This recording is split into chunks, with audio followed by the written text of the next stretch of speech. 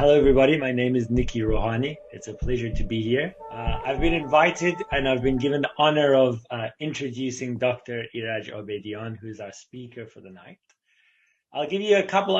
Dr. Abedian's achievements and his list of accomplishments are very long, and it would, after a while, it would just get too much. So I'm going to give you a couple of highlights. Dr. Abedian got his PhD from Simon Fraser University in Canada. He was the professor of economics at the University of Cape Town in South Africa. Cape Town, South Africa, one of the most beautiful cities in the world, where he's calling us from now. So he's joining us internationally. Dr. Abedian also had extensive involvement in South Africa's institutional restructuring and public policy in the post-apartheid era of South Africa. In 2005, he founded Pan-African Holdings, an investment company that has made investments in housing, in infrastructure, and also South Africa's first environmental clean tech fund, which is extremely important. He most recently co-authored a new book called Future Next, and it's all about reimagining our world and conquering uncertainty. Dr. Abedian is a very influential economist. And really, all of these achievements, more important than any of them for me, is that he is a person who has thought long and hard about many issues related to the way that the world is ordered, to its systems, and to how those systems relate to moral and ethical and the spiritual realities which underlie the human condition. Also, to me, he's been a wise uncle, somebody who I can ask many questions of, and practically like family. It is our pleasure to welcome Dr. Abedian, who is going to be speaking to us about the prevailing world disorder when evolution and revolution meet. And personally, one of the reasons why I'm so excited to hear about this, particularly from Dr. Abedian, is because from an economic point of view and looking at things systematically, coming from all of the experience that he has as a professor of economics, but also as a Baha'i who can use the Baha'i writings and the perspective that the Baha'i writings give him on the ethical and moral underpinnings of where the world is headed as we start to treat the world and see it as one system of interconnected peoples.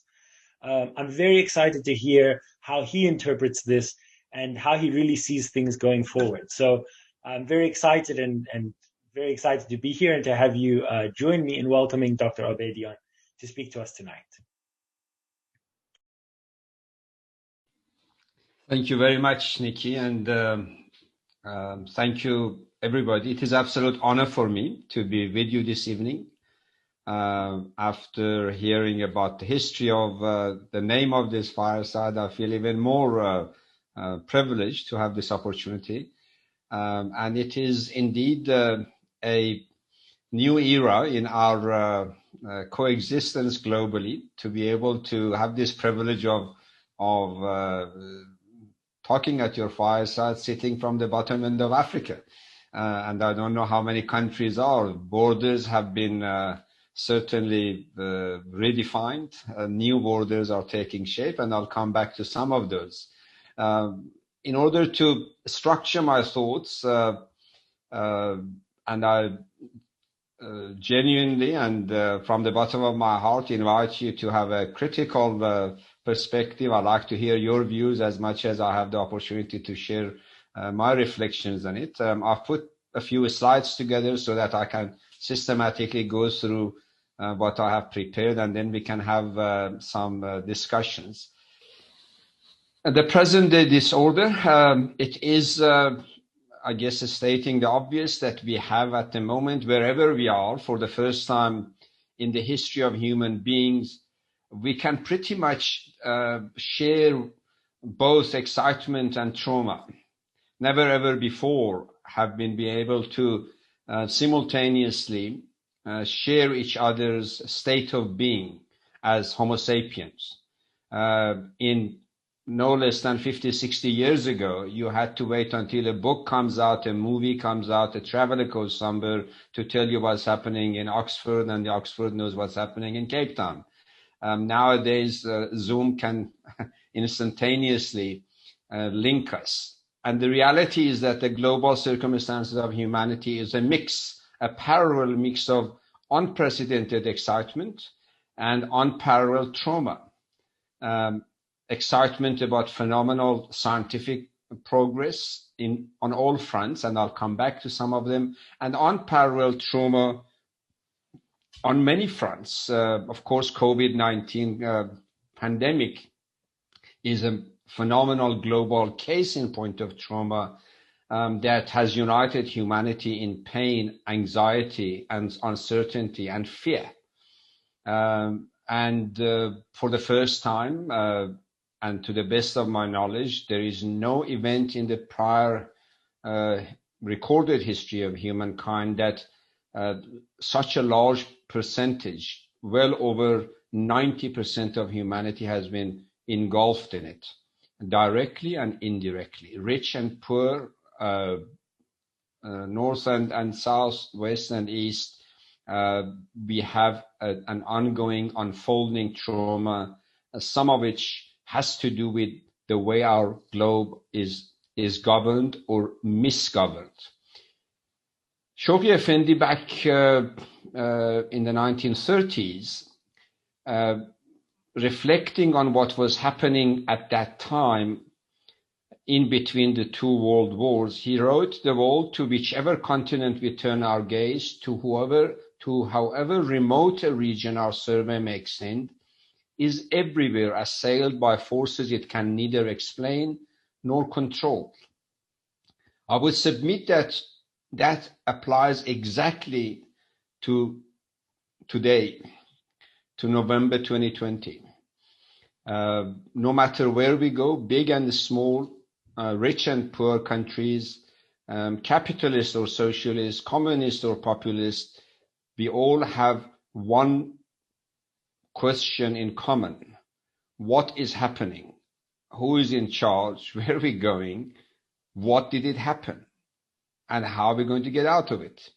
So that question remains unanswered, and I'll try to share with the best of my ability some reflections on it, by no stretch of imagination a conclusive answer, but these are my systemic reflection on the reality that what is quite visible is that there is a universal fermentation at play.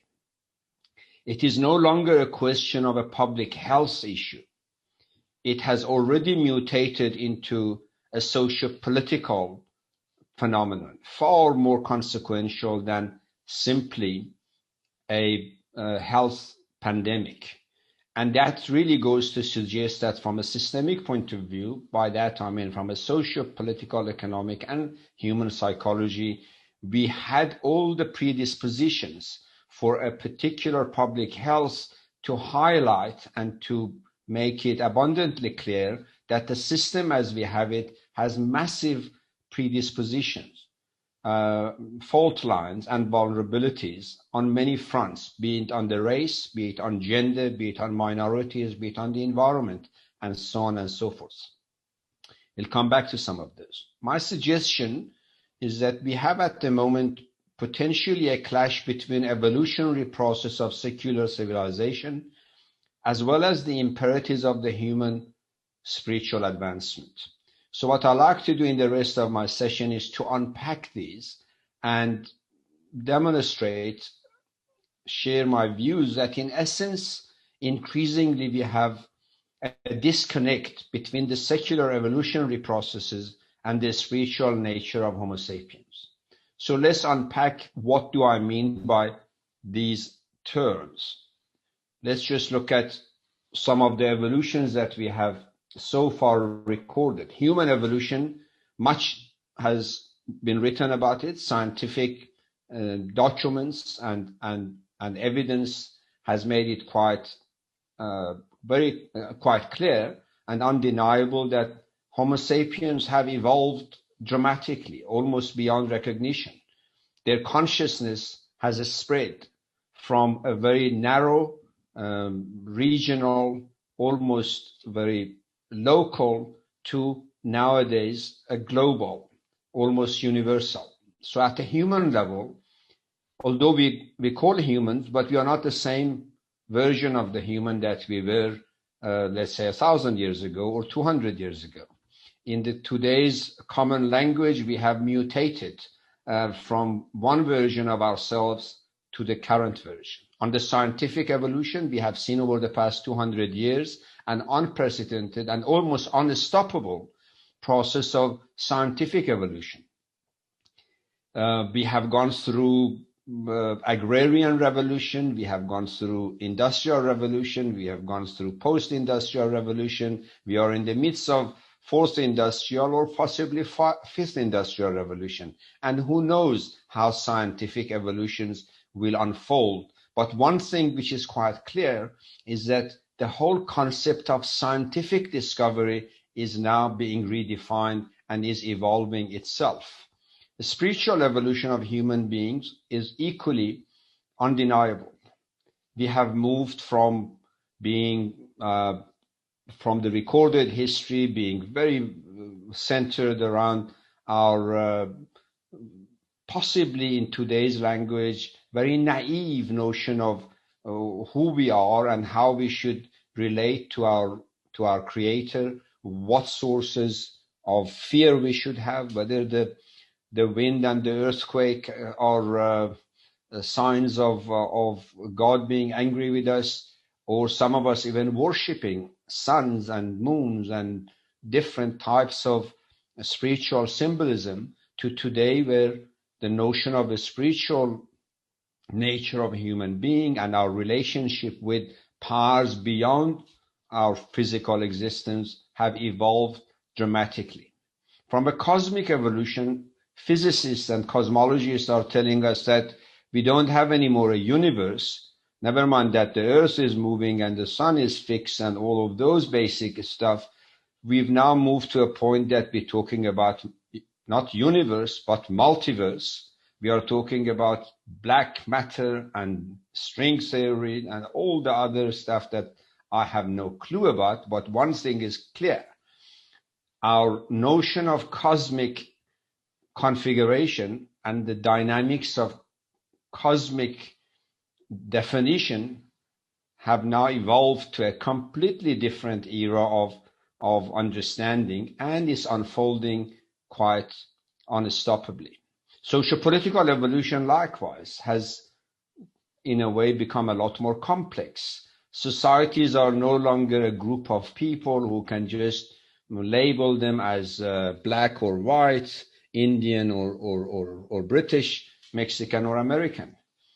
Societies have evolved, the notion of politics has evolved, the theories of political dynamics as well as sociology of political morality and all the related issues are as complex as cosmic evolution.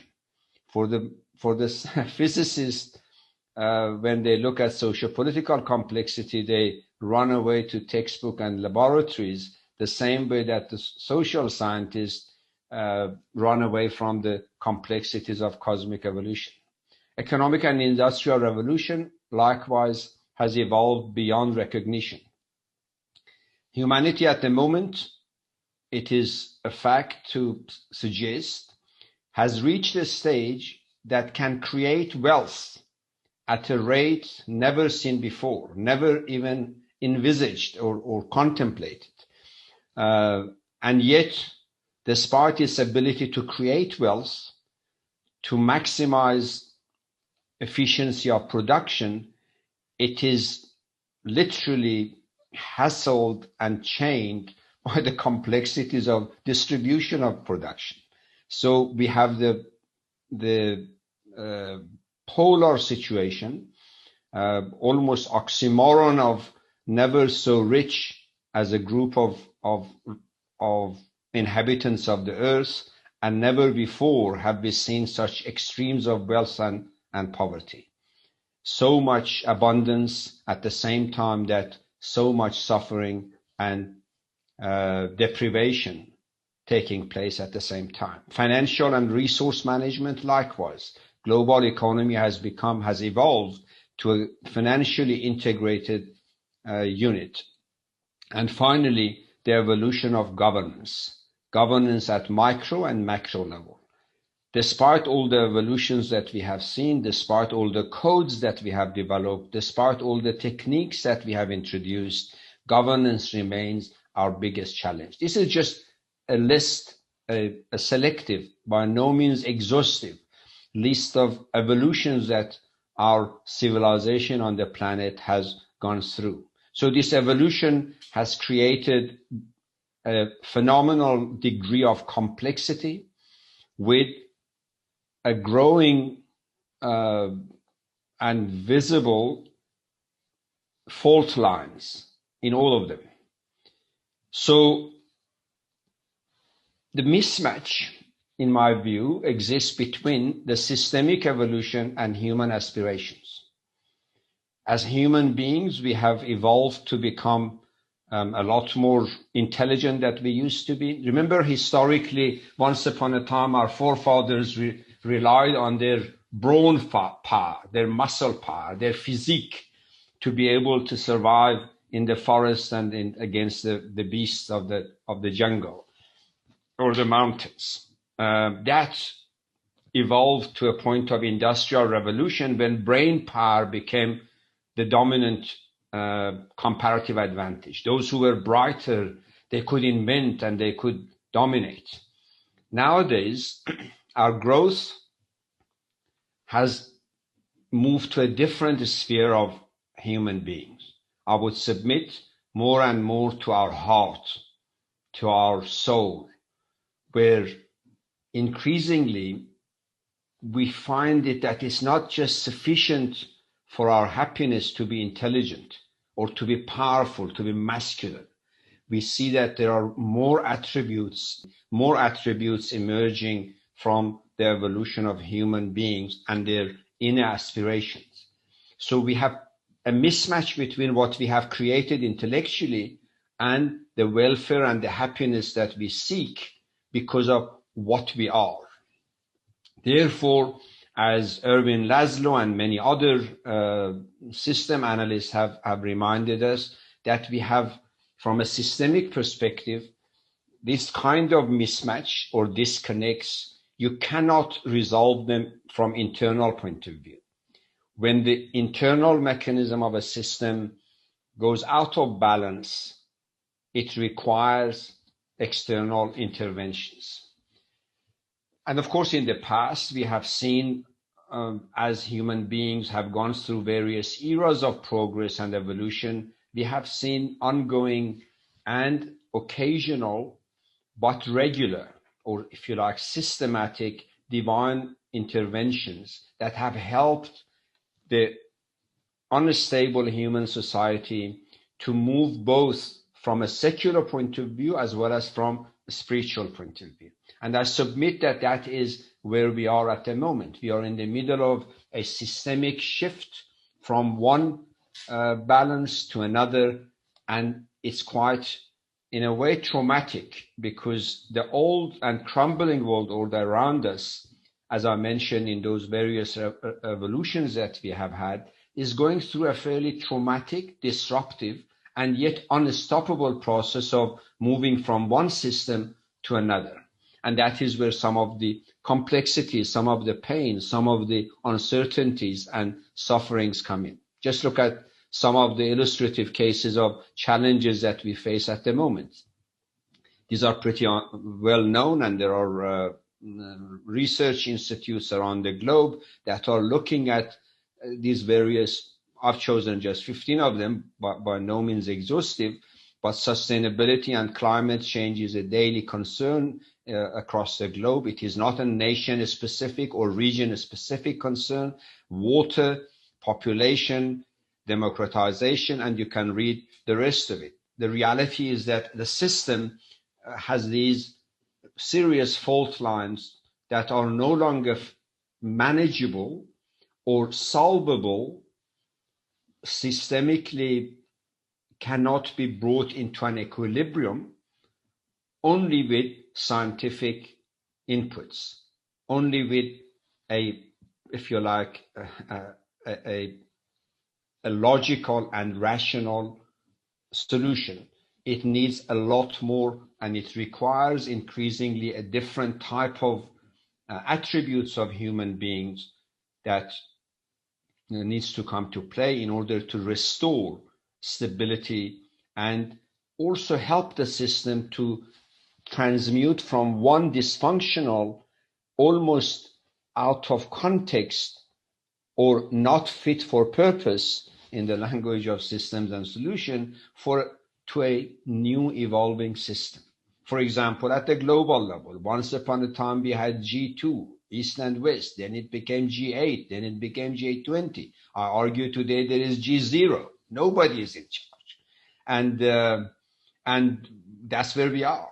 So because those notions have to be redefined, and in a globalized economy, in a globalized environment, in a globalized financial system, in a globalized socio-political system, we need to redefine how this table should be rearranged, so to speak.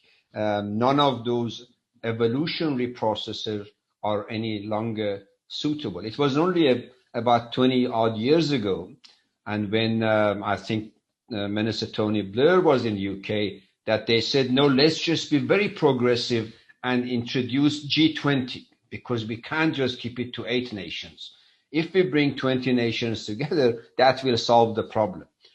Of course, now the facts speak for themselves. That was as unsuitable as G8 or G2.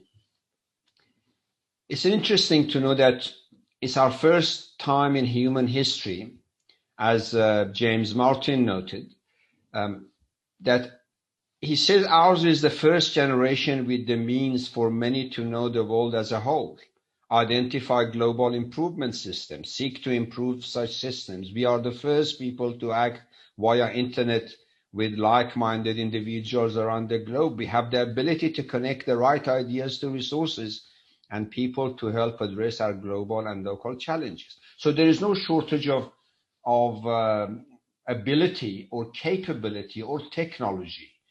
The shortage or the mismatch or disconnect, in my view, lies somewhere else. And the title of my presentation really is inspired by this statement from Baha'u'llah, the founder prophet of the Baha'i faith, back in the middle of the second half of the 19th century, was of the view that the global system had to change. He wrote not just in a one or two, but he wrote to all the powers to be at that time, both secular as well as religious, bringing to their attention that the time of evolutionary progress had to come to an end and be replaced by a rapid and revolutionary replacement of the old system with the new system. He wrote in this very unequivocal tone that the world's equilibrium, he said, has been upset through the vibrating influence of this new world order. He was referring to his own message, to his own exhortations and teachings, and his own observation that the old system was no longer fit for the state of the development and the progress of Homo sapiens. He said man's ordered life has been revolutionized through the agency of this unique, this wondrous system, referring to his teachings and his proposed world order. And he made it very clear that this is a system the like of which mortal eyes have never witnessed. In other words, do not look back for an evolutionary, refined and manicured or slightly variation on what you have. Think out of the box, think new, and think a fairly revolutionary departure from the path that humanity had up to that point. At that point, back in the 1860s, he wrote to all the rulers of the time, revolutionary departure from the power structure, the economic structure, the religious structure, and the social structures that both the East and the West were familiar with. His argument was that human beings have reached to a point that those old evolutionary processes were no longer fit for purpose, no longer consistent with the aspirations of human beings as we have now. Needless to say that rulers of the time did not listen, and needless to say that despite his exhortations, neither Napoleon nor Peruvian leaders, nor Americans or Middle Eastern rulers and leaders responded to him. For you who are majority in UK, you would be interested to know that of all the rulers that he wrote to, Queen Victoria was the one who said, well, if this message is from God, it will survive. I don't have to do anything about it. And of course, you and I talk today and we discuss the fact that all the predictions and observations that Baha'u'llah at that time had made came to pass.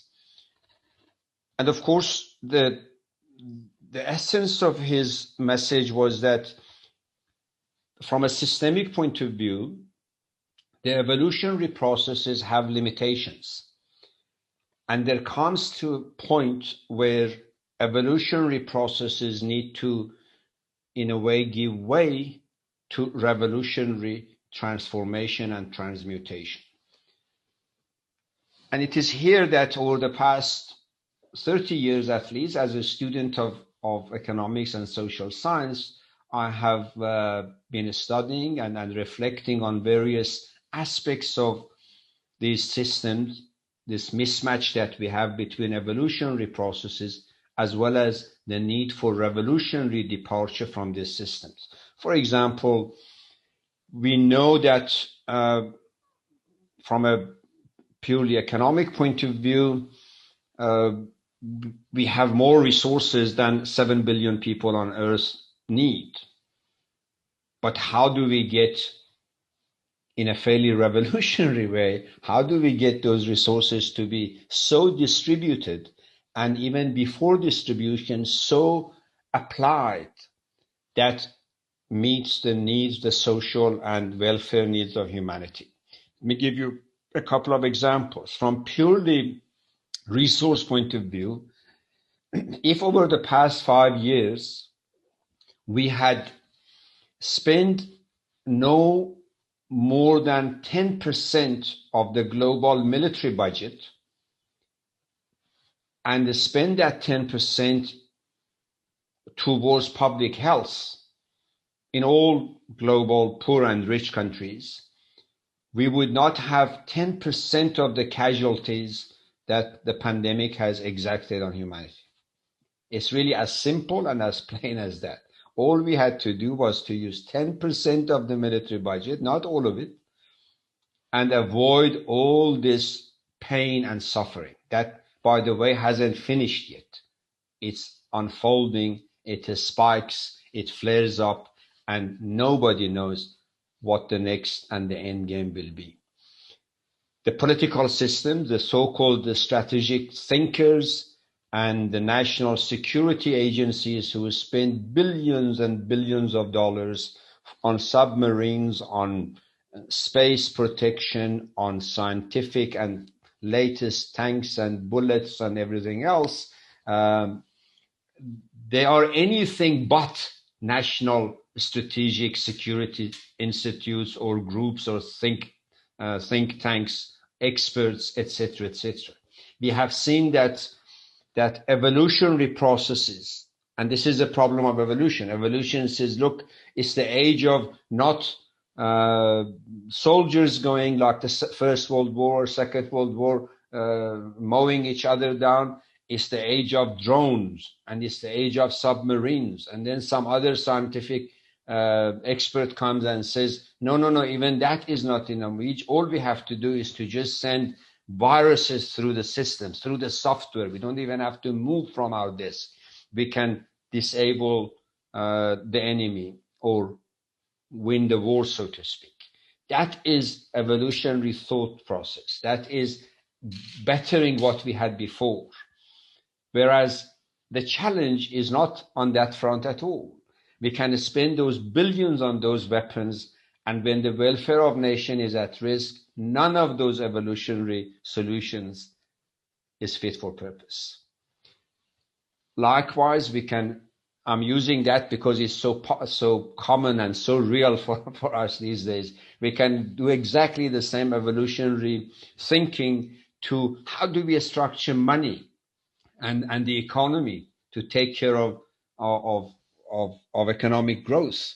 If we go the evolutionary process as we know it in economic and the financial structuring, project financing, developmental finance, etc., it would be as deficient as trying to use the weapons against the enemy.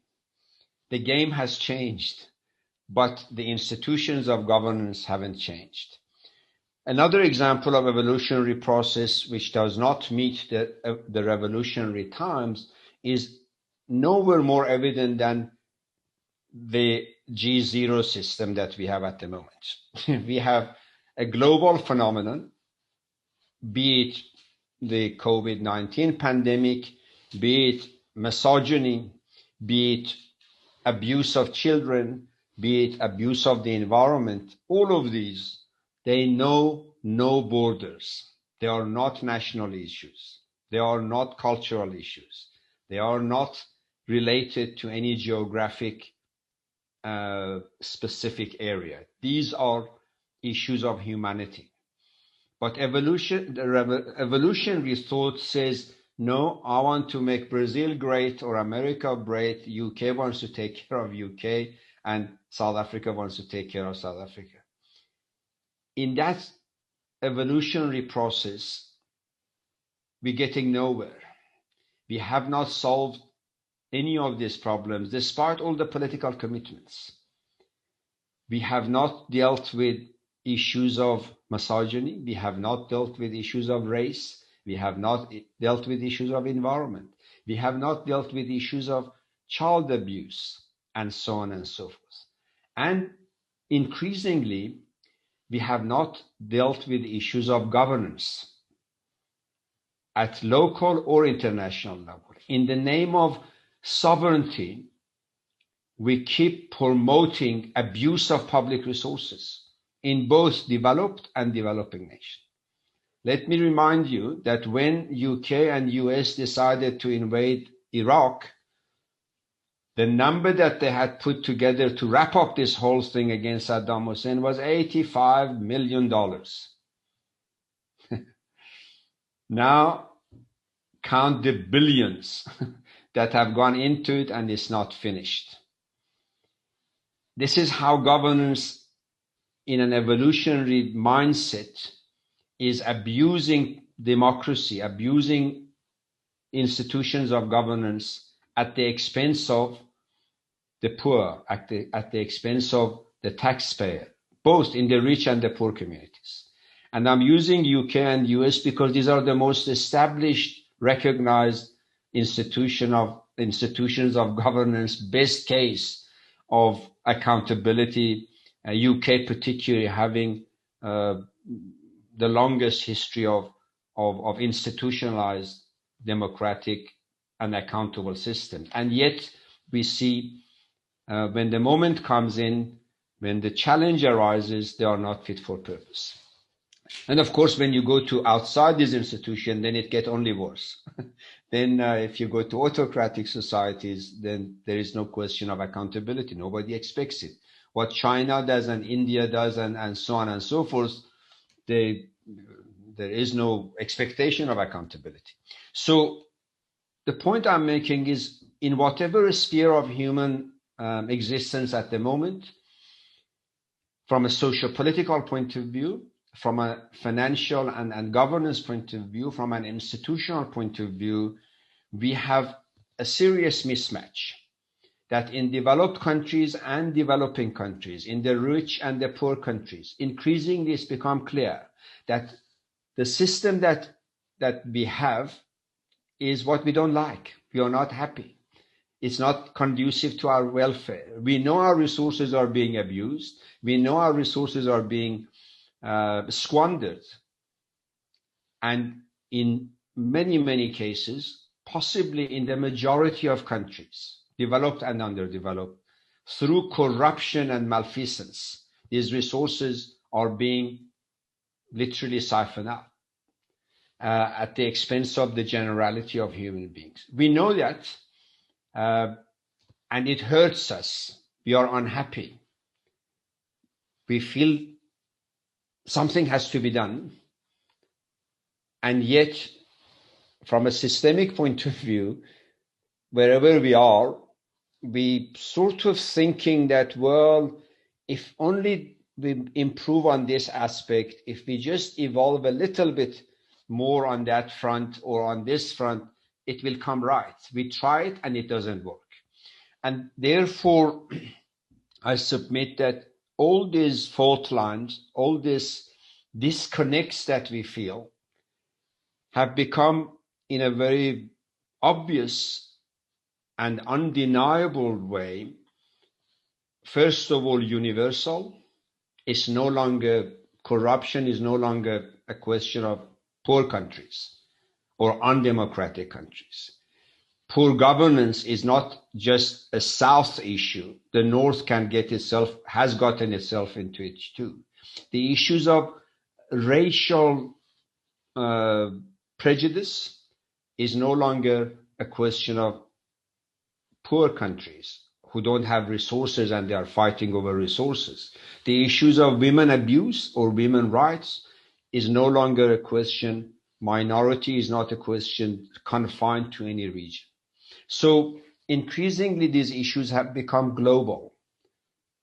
And therefore, we need to have a global, revolutionary, not evolutionary approach that would redefine all of these and seek solutions, not so much based on human intelligence or human brain, but based on human aspirations and human heart.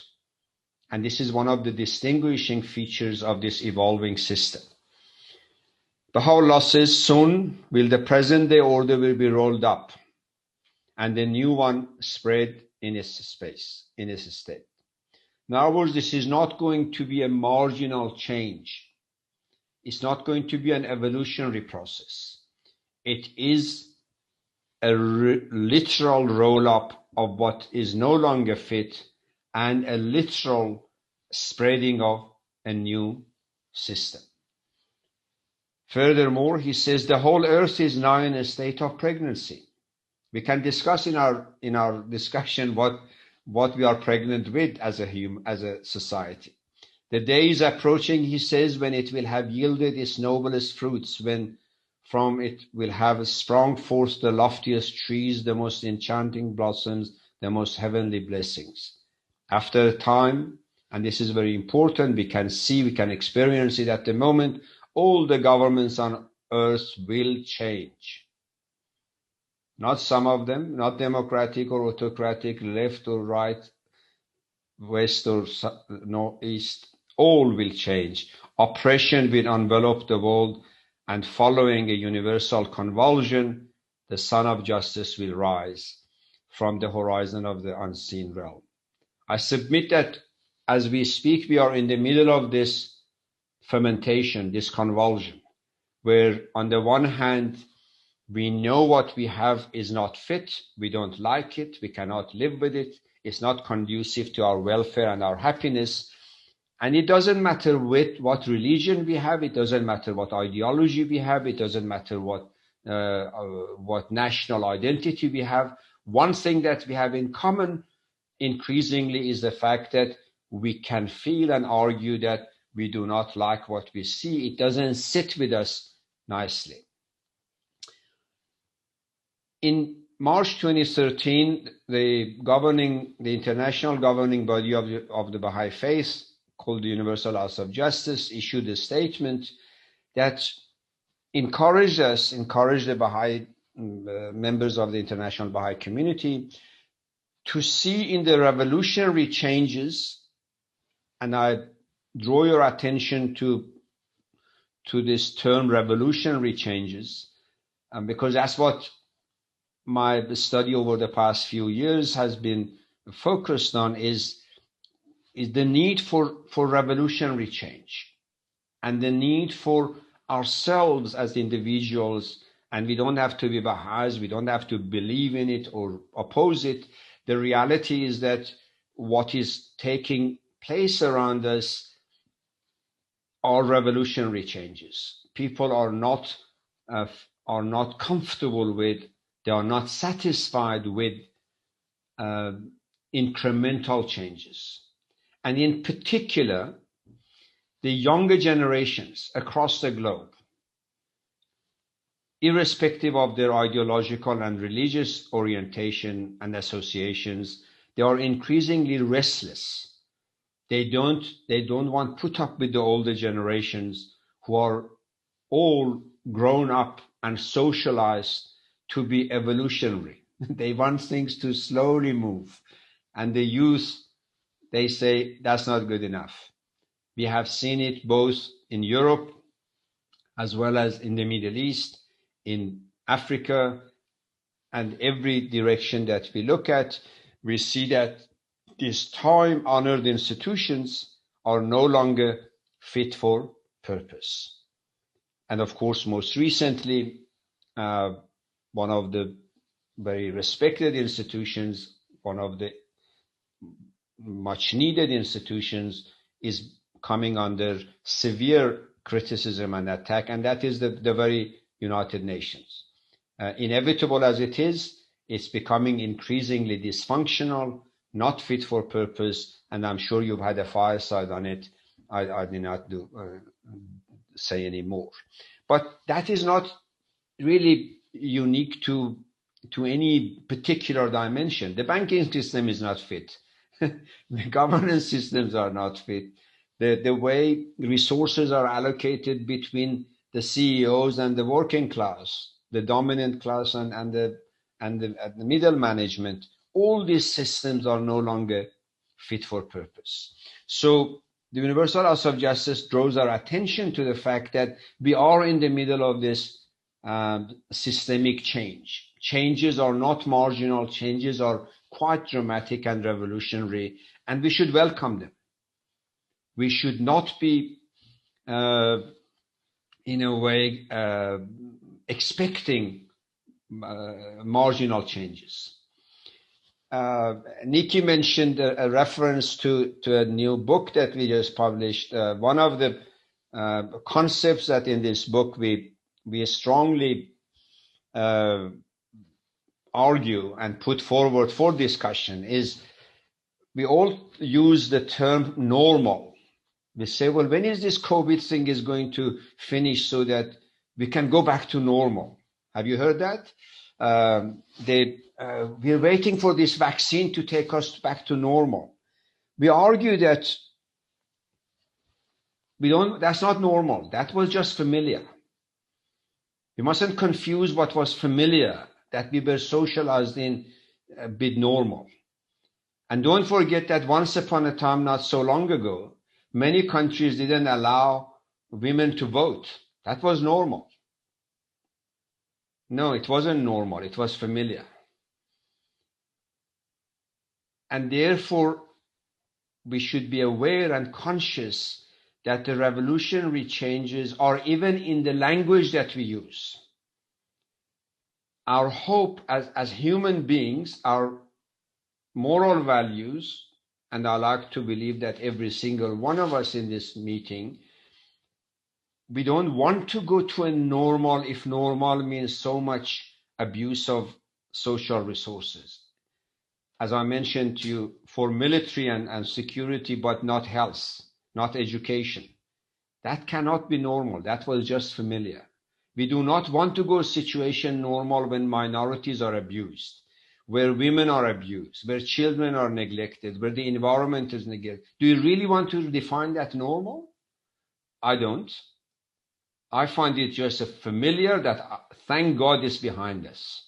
And I'll do everything within my power not to see it again. And I will not insult the term normal if that is defined as normal. Normality is, for you and I as human beings, must be defined very differently. Must be defined as a society that we have enough resources for everybody to be comfortable, for everybody to be protected, to everybody to be respected. That is normal and compatible with human beings. What we have been socialized to see as familiar, we should not call it normal. So it is this process of redefining the very concepts of normality, the very concepts of acceptability, the very concept of sustainability, the very concept of governability, and the very concept of activism. We need to move from sympathetic activism to empathetic activism. That is compatible with human beings. Human beings do not like to watch people being slaughtered and they do nothing. Human beings do not want to watch people being robbed and they stand and analyze it. Our instinct says when somebody is in trouble, stretch and do something, is it not? That's what gives us satisfaction. I don't think any one of us gets satisfaction by just going home and analyzing. And today I saw so many kids being kicked around and I just watched them and analyzed them. That cannot be satisfactory. That cannot be the definition of human beings. And therefore our spiritual impulse, our consciousness impulse is not just be sympathetic, but to be empathetic, to be an active, empathetic player in the transformation of the society and the environment in which we live. That is a revolutionary transmutation or mutation of human beings that moves us from simply intellectually dealing with a situation, which is sympathy, analysis, detailed developing apps that would give us real-time, real minuta, to an empathetic, heart-driven, not necessarily comfortable sometimes, but satisfying. And there's a big difference between these concepts. In game of these two clash, the clash of evolutionary processes and revolutionary imperative of the system that is evolving, is best defined by Shoghi Effendi, the guardian of the Baha'i faith. And my reflections over the past 15 years that I've been discussing this, I've been unpacking it to different subsystems of economies, governance, etc., etc. But this is the guideline. This is the framework within which our today's chaotic and conflicting forces of evolution and revolution are at play. Shoghi Effendi says the world is in truth moving on towards its destiny. The interdependence of the peoples and nations of the earth, whatever the leaders of the divisive forces of the world may say or do, is already an accomplished fact. It goes without saying that Shoghi Effendi says, in a way, these old leaders who are becoming increasingly irrelevant, what they do and what they say is totally immaterial to the revolutionary processes that are at play. Its unity in the economic sphere is now understood and recognized. The welfare of the part means the welfare of the whole, and the distress of the part brings distress to the whole. Adversity prolonged, worldwide, afflictive, allied to chaos and universal destruction, must needs convulse the nations, stir the conscience of the world, disillusion the masses, precipitate a radical change in the very conception of society. Note again, Shoghi Effendi repeats what Baha'u'llah says, that it cannot be a marginal change. It will be a radical, in my understanding, my interpretation, not necessarily a Baha'i interpretation. My interpretation is that this is where the radical revolutionary change is at play. In the very conception of the society, and coalesce ultimately the disjointed, the bleeding limbs of mankind into one body, single, organically united and indivisible. So that's the end game. And this has, by the way, been the process in the past. The history of human evolution, whenever a new manifestation of God has come, it's been such a shock to the system that has shaken the Roman Empire, initially dismissing it, and soon after that imploding as a result of it. So it's nothing new in that sense. In historic way, it's nothing new. The dynamics of evolution and revolution clashing is been the history of mankind from the time that we know Adam was so-called brought to the books. Since then, every time that a manifestation of God comes in, brings the impulse into the system, destabilizes the system, disrupts the evolutionary processes, and brings in revolutionary impulse to an already unsustainable system. What's the difference now as opposed to the past? The only difference is this, in my understanding. In my view, the only difference is this is the first time that the entirety of human being is engulfed. It's not confined to a particular region, a particular tribe, or a particular grouping of human beings. It's for the first time that you cannot get away from it, whether you migrate from England to Mexico, from Mexico to Middle East, from Middle East to France. Wherever you go, you are in the grip of this titanic clash of evolutionary forces that they want to take things slowly, marginally, controlled experiment, and revolutionary forces that at every turn on all subsystems of the economy, politics, sociology, environment, and human psychology, they are upsetting the system. It is this radical change that is at play, and I submit the ultimate goal is to make a coherence between what is inside us and what is outside us. We live in these two universes, a universe inside which has got a spiritual dimension, which has got a moral dimension, which has got a heart-driven dynamics, guided by mind, but driven by heart and emotions and feelings, and a universe outside, which has got all these systems of governance, economy, finance, technology, etc., etc. So far, this outer universe is primarily driven by human intelligence, very little human heart in it. And the time is now for this clash to culminate in a harmonization of the inner universe and the outer universe. I'll stop it here. Thank you very much. Thank you so much. Thank you so much, Iraj. That was wonderful. Really, judging by all of the virtual claps you're getting, it seems like everybody tends to agree.